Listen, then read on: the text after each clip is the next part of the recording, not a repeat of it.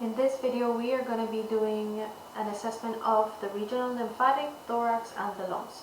First, we start off by doing a quick overall inspection of our patient.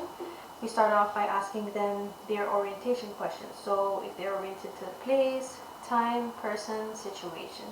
We also want to go ahead and look at the way they're breathing. We want to look at their thoracic cage. We want to look at the respiration. And for the sake of the assessment, we want to make sure that that we could see our patient's skin, but for privacy, the patient in this video is wearing a regular shirt. So we want to look at the skin color and the skin condition. We want to look at the way how our client is sitting and their facial expressions. Next, we're going to go ahead and palpate. So we want to confirm that they have symmetrical expansion. We also want to do the palpation for tactile firmitis, which is we palpate our patient and we ask them to talk so that we could feel the vibrations and to make sure that it's the same throughout. We want to again go ahead, continue palpating to see if we detect any lumps, masses, or any tenderness. We want to also palpate the axilla and regional lymph nodes. Next, we're going to go ahead and percuss over the lung fields, and we want to estimate the diaphragmatic excursions. Lastly, we want to auscultate for normal breath sounds in all lobes. We want to make sure that we do this using a Z pattern. So we want to see if we note any abnormal breath sounds, and we also want to note for any adventitious sounds. Next, we want to go ahead and do an assessment for the heart and neck vessels, peripheral vascular, and lymphatic system. So we start off at the neck. Again, observing the neck, we want to look at their carotid pulse. We want to observe it and then go ahead and palpate it one side at a time.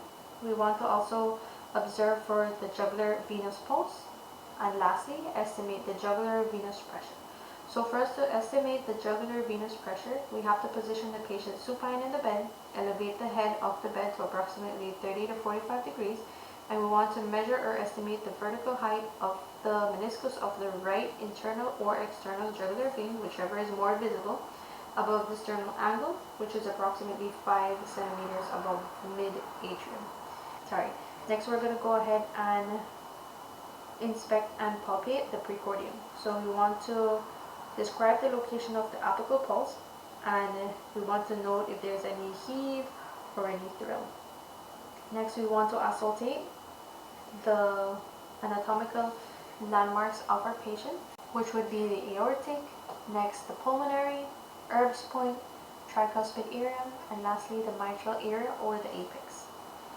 We want to note the rate and the rhythm, so we're listening to a complete minute of the heart rate, the heartbeat.